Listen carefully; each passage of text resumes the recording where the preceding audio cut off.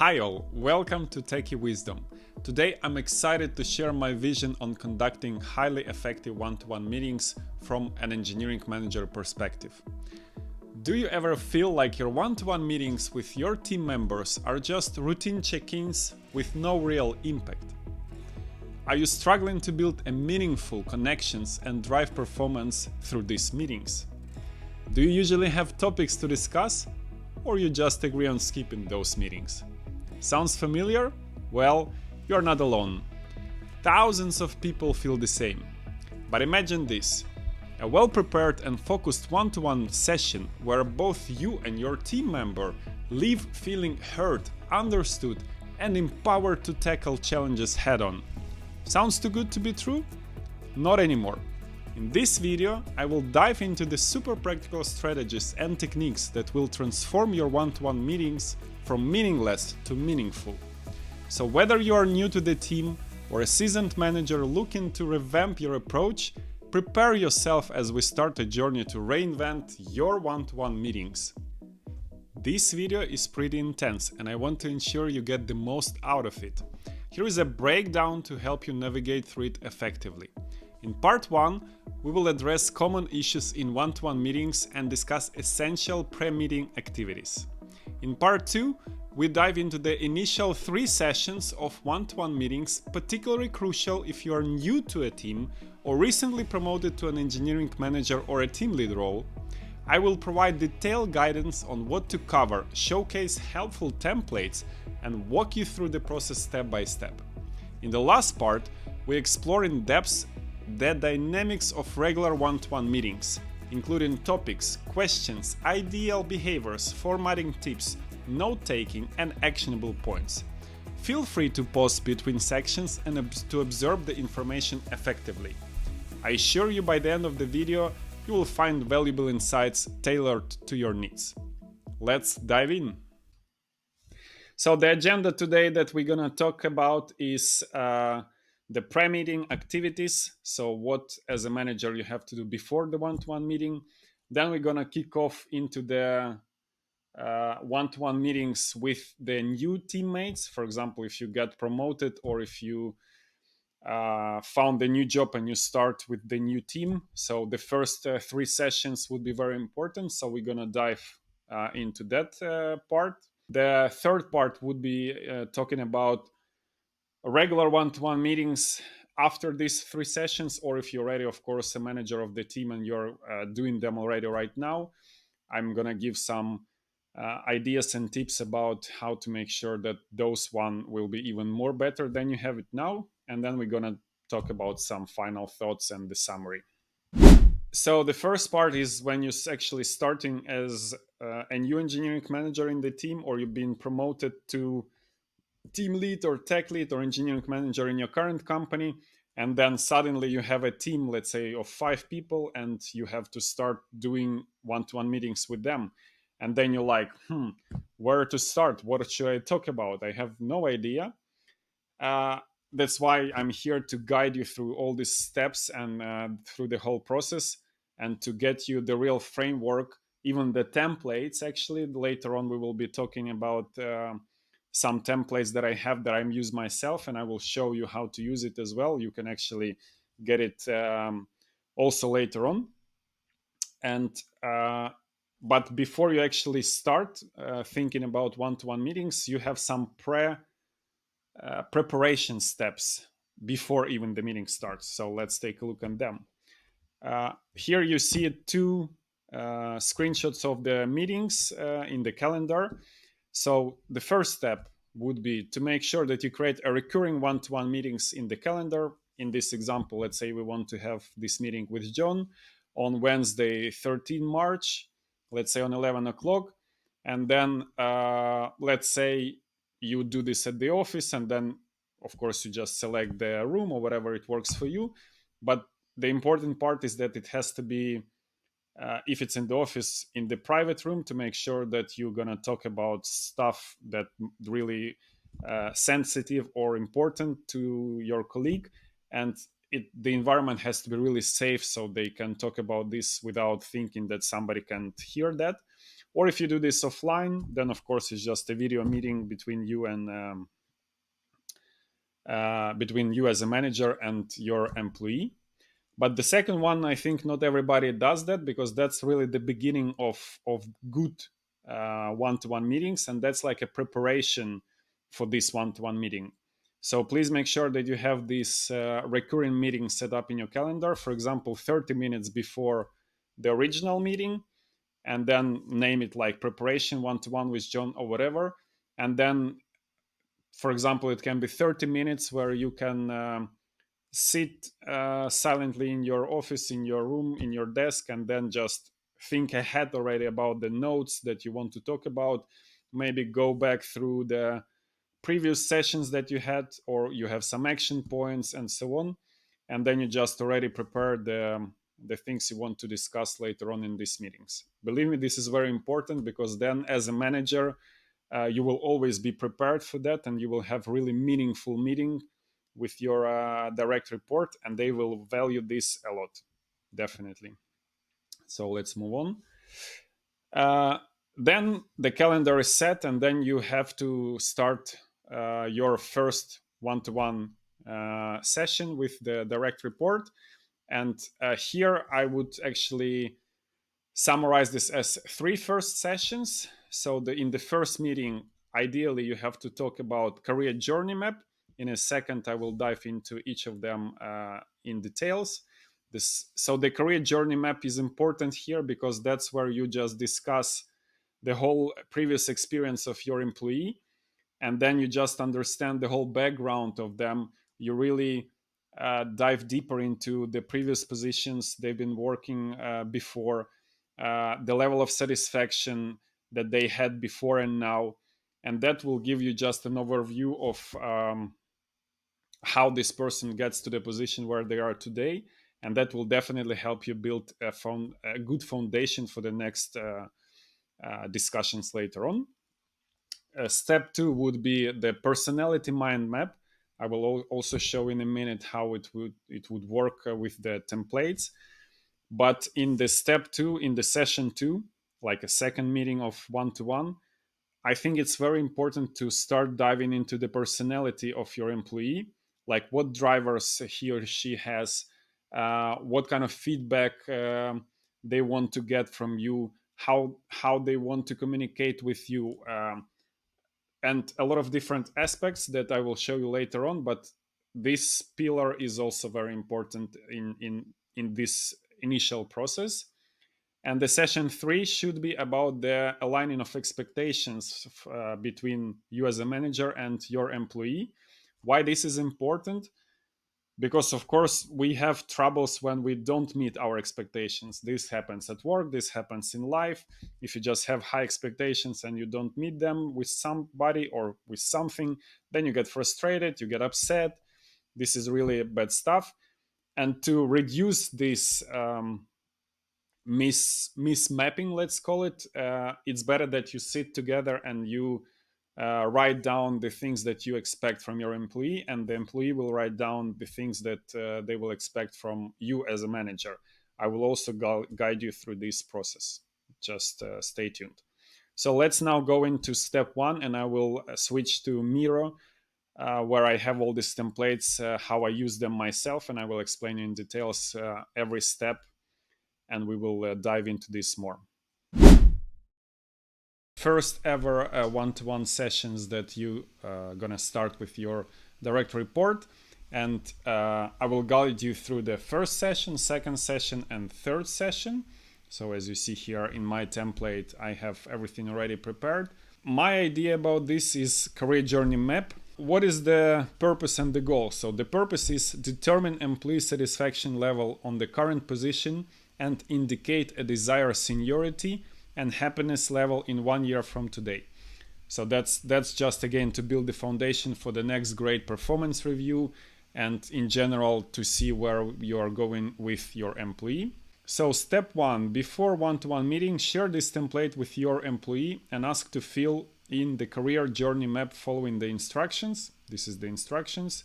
And then step 2, discuss this together on your first ever session.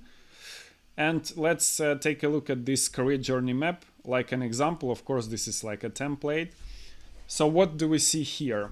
We see step 1, adding jobs to the timeline. Ask your employee to fill this chart with their relevant experience, including role, company, and brief description of the role, optional.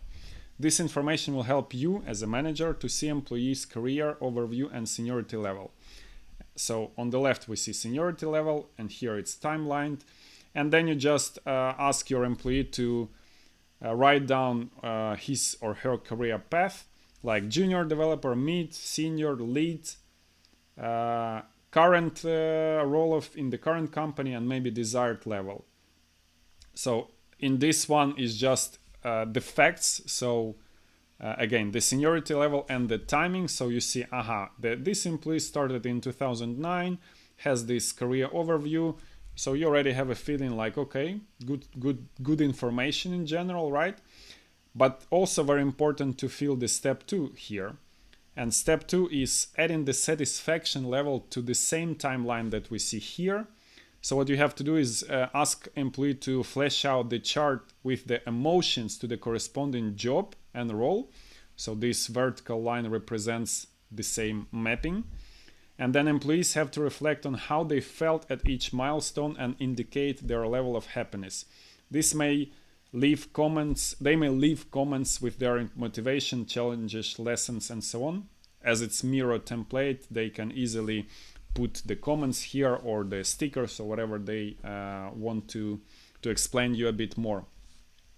And why it's cool? Because then you really see, for example, that being even a senior developer here, the level of satisfaction was way less than even when this person was a junior developer. And then later on, you see how it goes now, the current level of satisfaction, and then where this person wants to be in 1 year. This really opens up a lot of discussions for you and your employee about this, like why is that, what was the reasons behind this level of satisfaction, and that's already give you so many information that you have to take notes with and really understand this person much more, what already maybe what this person likes, what this person doesn't like, and you already starts to create the overview of the relationship between you and this person. So that's session 1. Maybe if needed, you can actually take session 2 for that, the second meeting, if that's not enough time to discuss everything. So up to you, be flexible. If it's 1, if it's 2 sessions, doesn't really matter. Then the step 2 would be, once you figured it out, that one, the first step. The second step is to creating the personality mind map. And the purpose is to determine the team member personality drivers. So what we have to do here is we have to build the mind map of employees' personality drivers, so you can understand more what is the right job for the person and what factors drive person the most. How-to guide is the same. So step 1 is, before one-to-one meeting, share this template, ask persons to answer to all these questions that I have here on the left and all the questions I have on the right. We will just go deeper right now. And on step 2, discuss, of course, this on the one-to-one meetings.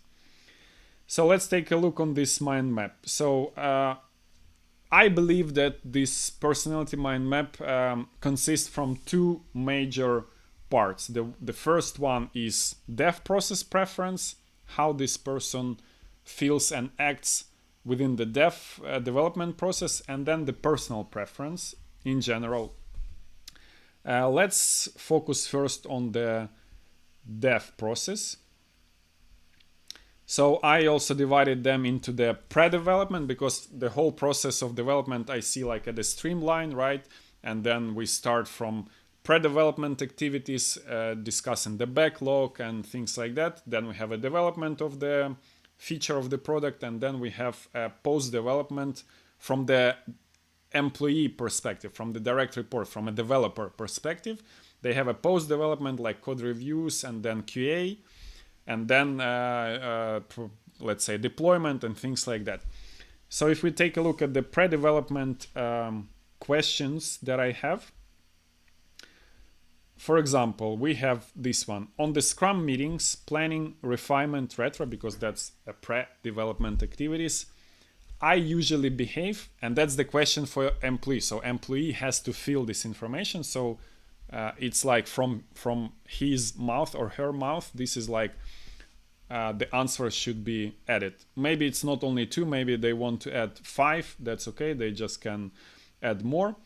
And then, so we help them to come up with these answers. Maybe they said, I usually behave silent or active or whatever they come up with, maybe with some explanation.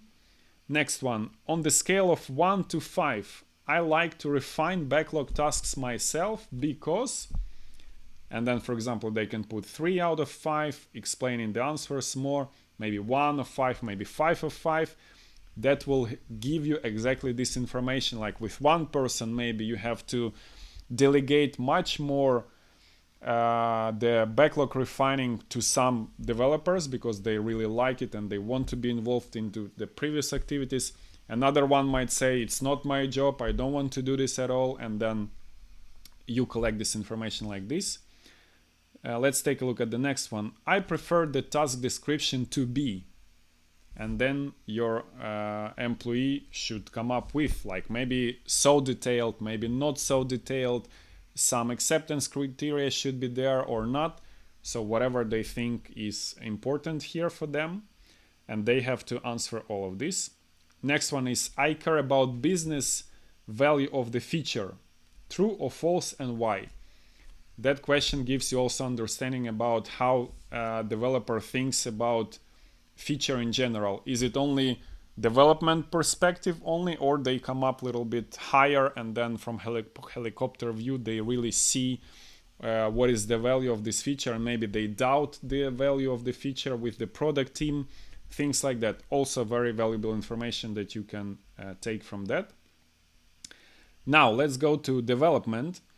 For example, during the development, if task description is not fully clear to me, I do whatever I think I do, right? As a developer, maybe I stand up and go to the stakeholders. Maybe I ignore it. Maybe I just try to fill the gaps just myself. Maybe I want to discuss it with the team. So whatever possible answers they want to say, please tell them to fill this one.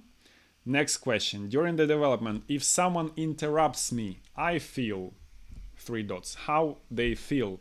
Maybe they feel distracted. Maybe they feel frustrated. Maybe they feel absolutely okay-ish. Might be absolutely different answers from different people. And that's why it's very good to do this exercise with every teammate that you have, and keep this overview to yourself and come back to this overview from time to time, because then you know what drivers are for each of the direct report that you are leading. Next one, on the scale of 1 to 5, I would like to do a pair programming sessions in general, and then with whom and why, right? So maybe someone will say 4 or 5, maybe someone likes it, someone doesn't like it. So also very nice questions to ask and fill in this information here. And then post-development, for example, on code review sessions, I want to or I don't want to. So that's why don't in the brackets. So what they really like when somebody does to them in the code review sessions, or what they don't like. Let them fill in free format what they want and how they feel. And next one, when my tasks get deployed to test environment, this is very tricky question, because a lot of developers might skip the step of double check their work when things are deployed and assigned to the QA. So here, that's exactly this question is about this. What they do. Do they double check? Do they not check anything and then just assign it to the QA? So this is very important to know where they think the responsibilities ends from the developer perspective. Maybe they think, okay, I merge things and then move to the next column, the ticket, and I'm done. Or maybe they actually feel the responsibility until this feature is completely done, which means checked by QA, maybe deployed even to some, or released to production. It's also varies from the developers. and it's varies from what definition of done you have in your team, right? So feel free also to add more questions into that or rephrase a little bit what I have. So again, this is just a template. But now I think you get a feeling of how important this information can be, and how cool to collect this information, because you then really understand motivations of the person and how they will act in different situations. So this is really cool. And let's go now to the personal preference. So in the personal preference, for example, we can say, when I'm stressed, I prefer to be silent, or to talk to my manager, or to talk to the team, whatever they think. Again, they think they how they feel. So ask them this question. Another one, I ask for help when. A really brilliant question, because maybe someone wants to ask this question by writing a Slack message, or by talking to the person face to face, or calling you, or whatever, different ways. Again, that helps you then to balance the team well, and to find the better ways how to communicate properly with this specific person. Next question, I prefer to receive a feedback from my manager, from the team, in a way, and then they describe what way: written, verbal, I don't know, maybe face to face, maybe not face to face, maybe beforehand, maybe on the fly, maybe all together, or only in one-to-one conversations. Can be various answers. Next one, I value a work environment where, this is, I love this question, because then they said where maybe the trust is good, or maybe where I'm not get distracted, or whatever answers come up from them. But very nice to see what they think. Next questions, things that give me energy. And then they write it down. I don't know, whatever, maybe appraisal words, or a deadline, that they meet a deadline, and things like that. And then the things that drain my energy. Also very important to know what actually drains the energy from the developers. I think the most popular answer would be meetings, for example. So make sure that you don't have too many meetings for them, and things like that.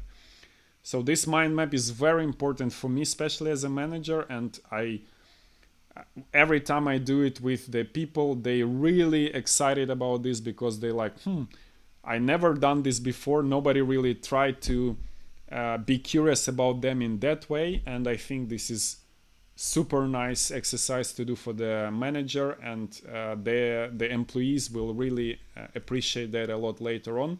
And that helps you enormously to really understand how to approach that person or another person, because the drivers and the answers will be completely different. And you have it all collected here. You can anytime come back to this mind map in 1 month, in 5 months, in 2 years, and then still see what are the drivers of each of them. So use it, it's really cool. And then the third the third one-to-one session you have after that one, after you finish the previous one, that's the alignment of the expectations between the manager, between you as a manager, and your employee. So the goals is to create a board of shared expectations between employee and manager, so you can build the foundation for the next performance review and better align your approaches toward each other. The same how to guide before the meeting, ask them to fill all these stickers, and then on the one-to-one discuss them. So I don't have any examples here, but we can quickly just imagine what can be answered here. So this is from employee. I expect my manager to maybe to be direct with me, or to tell me where I'm wrong, where I'm right, and to praise me publicly and to criticize me privately, things like that. Then this one is really cool. Positive manager experience. Do this, which means the employee wants you to do this towards them. That gives you so much help to understand how you should really behave with that particular person, and it really dramatically improves your relationship together with two of you. So this is very good one. And then the next one is negative manager experience. Avoid this. Like as a manager, they don't want you to do this, and they will write you down. So make sure that at least two, ideally three stickers are written here. And if not, if they could not come up with something like that by themselves, make sure that you help them with open questions to finish this alignment on the one-to-one meetings.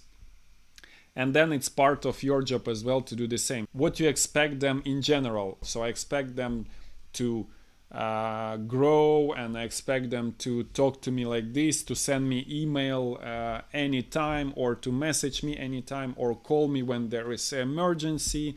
And whatever you think is right for you, how you want to communicate with those guys, with your team, that's exactly your job to write it down. And then of course your employee sees that, and then they will also understand what is the best way to communicate with you from their side as well. Are you tired of unproductive, uninspiring one-to-one meetings? Say goodbye to the boring Excel and hello to efficiency, engagement, and growth with our meticulously crafted digital Miro and mural boards. Inside, you'll find everything you need to revolutionize your one-to-one meetings. Now you can buy templates with 75% discount for a price of cup of coffee. Check the link down in the description. All right, so that's it about the template. And now, very important note here. I just want to make sure that of course, if you already have a regular meetings with your teammates, that let's say you're a manager for years already, make sure that you still have this information yourself. And if you don't have this information about personality drivers, about the current level of satisfaction, about especially alignment on the expectations, please do this exercise again with your teammates in a different form, maybe using my template or just doing similar stuff that I showed you before. But make sure that you gather this information from the employee and share this information with them, because then again it will build the foundation that you need for the next sessions. And one more important thing before we go to the regular one-to-one meetings, make sure that you are doing the same with your manager. Even if you are engineering manager, of course you have a manager above you, and make sure that you set up the same calendars yourself. Don't wait until your manager does it. Then do the same with the calendars and the shared Google document that I want to mention later on. And believe me, that will work much better than you would wait maybe a month until your manager will find the time to set up this meeting with you. And my philosophy in that, I called it this philosophy, that part of your job always to reduce the amount of work your manager does. Maybe think about this for a second. I will repeat it again. Like if you reduce the amount of work from your manager in a different ways, the manager will value this a lot. I'm sure 100%. I've been there a lot of times. I see how happy your manager becomes if he understands or she understands that this part of job already been automatically delegated because you're taking over this job. So, and this is really good example when you can be really proactive, and your manager will also appreciate it a lot. And then just apply the same principles as I would be telling later on as well. Now, let's start talking about regular one-to-one sessions. So you already been a month in the company, things already are rolling over, you already know the team a bit, you did all the exercises before, you have a lot of ideas already, a lot of questions, what might be beneficial for that person or another person, and then you just have a weekly one-to-one meetings with your teammates. But still, then a lot of questions arises like, what is the goal of that meeting if you have to do them every week? What topics you would discuss? How you really should behave as a manager? And then how to work with the notes and actions. And that would be the four topics that I will cover right now in a minute. So let's start with the goal. So the goal of the one-to-one meeting, in my opinion, you can of course come up with a lot of different goals, but I want to emphasize on the one which is it's an opportunity for the employee to be sure they will be heard. Doesn't matter on which topic, it just has to be a safe environment for them to make sure that they can discuss whatever they want with you. And I think this is very, very important concept here, not really thinking too much about the topics itself, the deep dive into the projects or processes or problems, but it has to be like a playground, let's call it, or just a ground or a safe environment again, where you have to make sure that the direct report is very comfortable with.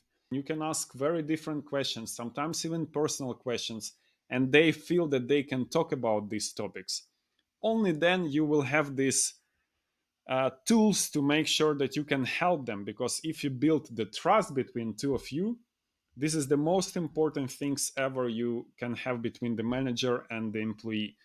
If you have trust, then the bond is very strong, and then you will work as a team much better and much more tied together, and you will help each other, and the positive feeling about this would be really great for two of you. Now let's talk about how you as a manager should behave. So first thing that you have to understand and admit that ideally this one-to-one meetings is the meeting for your direct report. So 60 to 80% of the talking should be done by your employee, not you. Maybe that shifts a perspective now to you if you are listening to this, like, oh, but I have to guide, I have to explain, I have to coach. Yeah, but in general, the more information you get from employees, the better for you, because that's how you then have everything to deal with, to improve this, to make it better, and so on. That's why the first behavior that you have to think about is listening. So listen actively. Don't just wait when you can jump into the conversation to say what you want to say. This is very, again, maybe it's very basic concepts and everybody heard that already, I don't know, hundreds of times. But this is really important to uh, if to really do it. And if you can't do it, you have to practice. You have to write down things to yourself, like, okay, I should not start talking myself, maybe I should not interrupt person.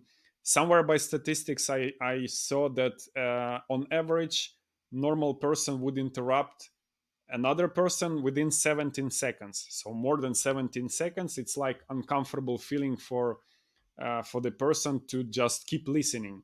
The second aspect of your behavior should be absorbing, which means that you have to keep asking these open questions, and then just absorb all the answers they have, not just ask the questions to ask another questions later on. It's just you have a question and then you really listen to what the person says to you, and you just go deeper and deeper maybe in this topic. Make sure that you really understand all the motives. If you feel like you don't understand a little bit, keep asking until you have the full answer, the full overview of what you are talking about. And the third behavior aspect would be guiding.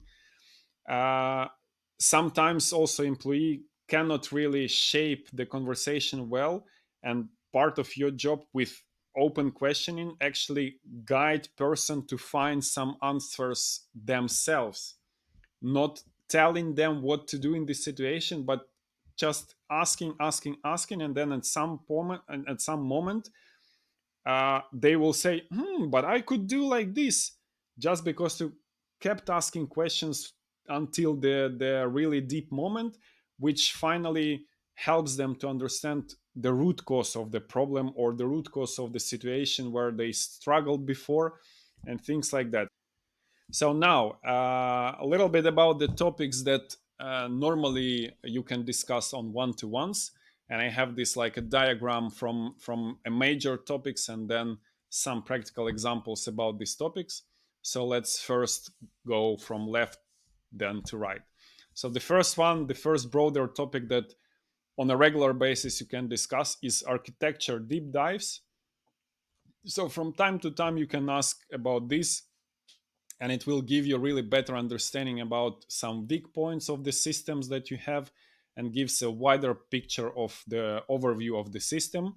And that kind of questions can be about everything, about networking, databases, front end, back end, how it's all connected, some diagrams. Make sure that actually you do a lot of diagrams with the team, because that would definitely help you to visualize how the things working. And normally for the development guys, it's way easier to just see the block scheme or diagram and not listening about this hundreds of times. So better one time to see than 100 times to hear. Then the second broader topic is process deep dives. So everything related to like code releasing, for example, too manual or too long or too many mistakes we do, or the scrum process or the team collaboration. Make sure that from time to time you come back to these topics to just get the pulse on how this person is doing on that front. Then, of course, teaching, coaching. This is very important, broader topic that you have to do as a manager. Most of the time, you will talk about delegation or teach them how to do things that you are doing right now, and you want them to learn that, and you would explain how you would delegate it to you, and then they will be not afraid to take this action from you. For example, coaching about get things done mentality, that makes sure that we actually focus on finishing the things and move on to the next goals. Something about the time management, how to not be distracted, how to manage your time wisely, and feel that you are working effective during the day, and then during the week, and then during the sprint. Something about right priorities. It's also a lot of people struggled with that, like how to determine if I should keep working on the ticket right now, or I should go to the stakeholder to discuss it, or maybe discuss something with the QA, and then they have a meetings, and then they feel like they don't do their job at all. So that's part of your job as a manager, to make sure that they are knowing how to deal with these priorities correctly. Next topic would be important updates from you, because you as a manager are involved into different meetings as well, like some budgets and some plans, some long-term discussions, roadmap, whatever, courses. And that's also the moment when you can give some updates about these topics to your direct report. Another broader topic is collecting the feedback. For example, was someone helpful from a team this week or late week, or the day or the week before? Maybe some clashes happened between somebody. This is very important topic to keep in mind, basically on a regular basis, because that's how you then feel the temperature in your team, and you have to react the faster the better if such problems occurs, and then you have to step in as fast as possible to resolve such conflict situations or improve things in the code reviews, whatever. So make sure that you come back to this topic regularly. Next one is sharing a task you are working on.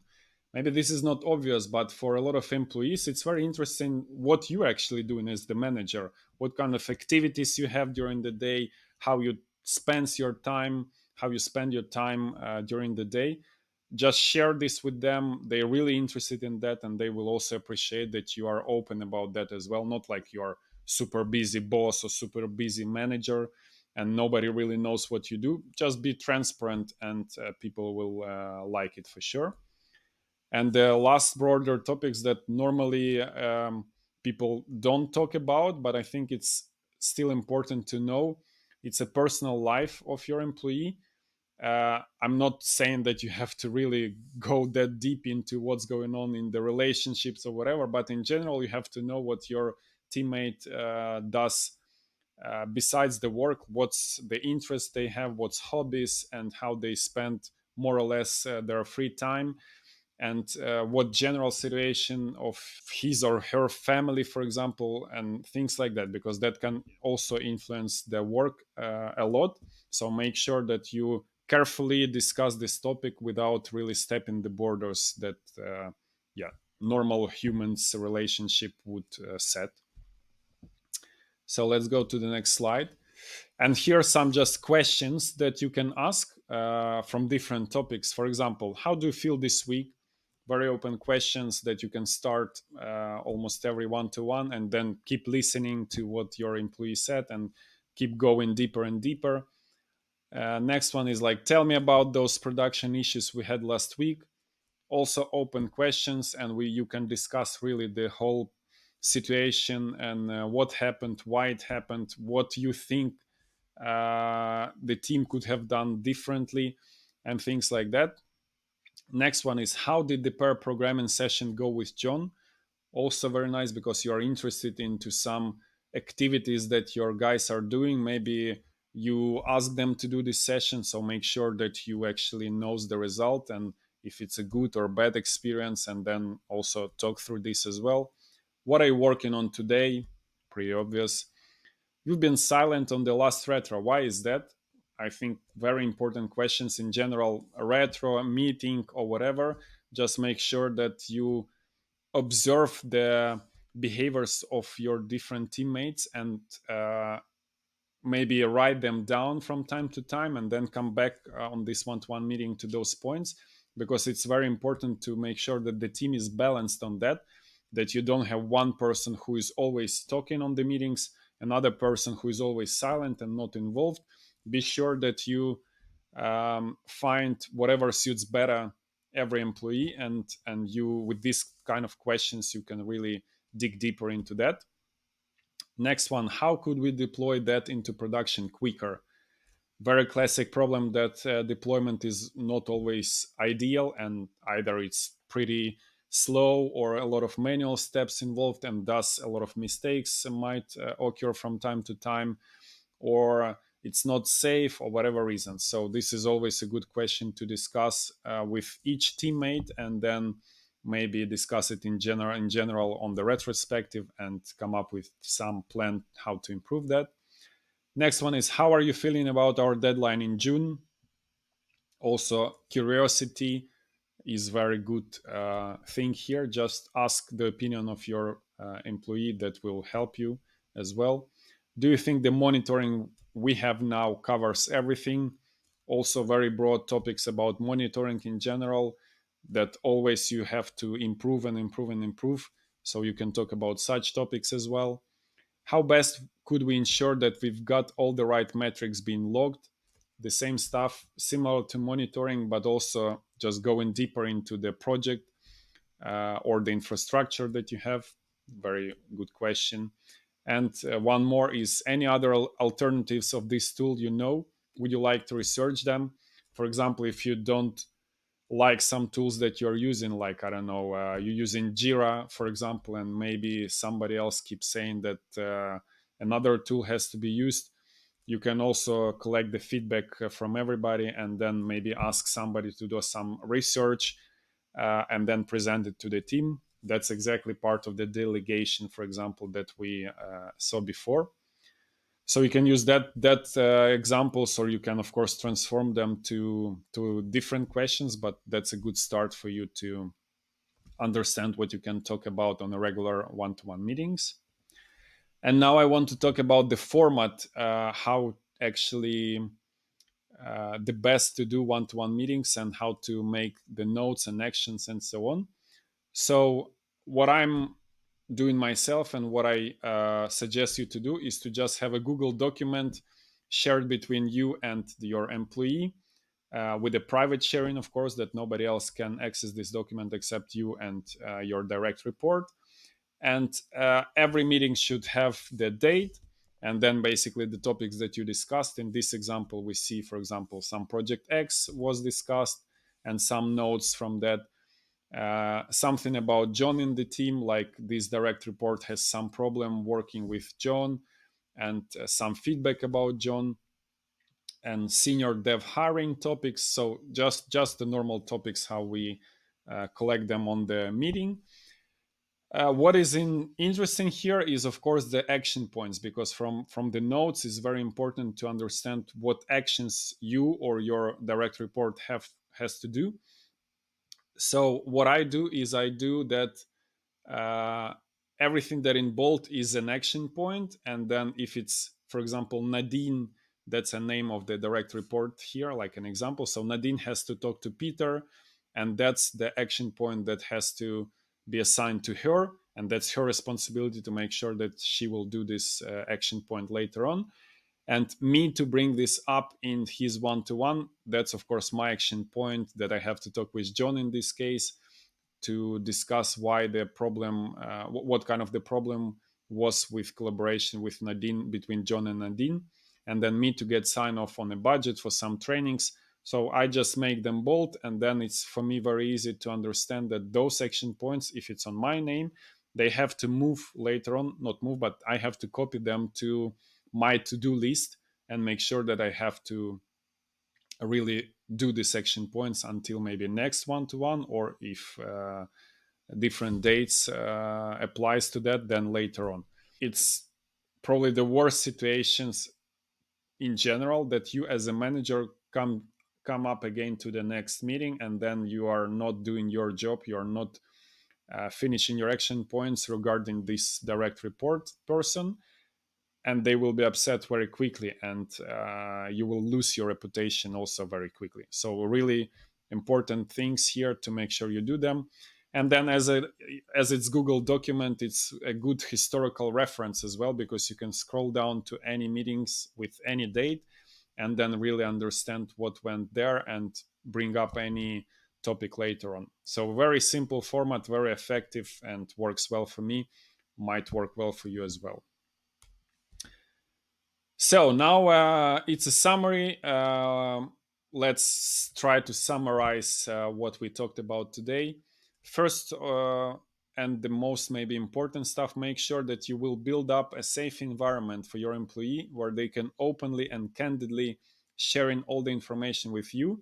So that's the really basic foundation to discuss any topics later on. You as a manager, your behavior is basically listen and guide.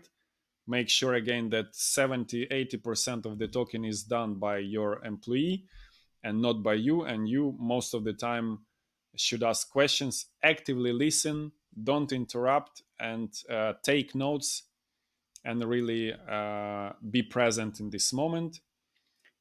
Then on the topics itself of the one-to-one, I gave you a lot of examples about generic topics, maybe like a chapters that you have to discuss on a regular basis, and then some local questions from these chapters. So use it as you really want. Of course, that's not limited only to these questions. Every conversation is different, and you will have to come up with your questions on the fly, but that's okay. I think everybody can do this. Make sure that at least you have starting point with my examples. And the last one is make sure that you really take notes, assign actions, and do these actions. This is maybe the second important thing, is that all the action points must be done by the deadline that you both discussed together. And that's the right way to you as a manager to help your people grow, because every action point which is done by you by the correct timing have like your reputation going up and up and up and up, and that's when people will be super happy to work with you and really seeing you as a leader, as the person who keeps their promises, who keeps their word, and really present in the moment and really fighting for their team. Thank you very much for the listening to me here in this video, and subscribe to my channel. I will make sure that next videos also will be about some important topics as part of the day of engineering manager. See you in the next episode. Bye bye.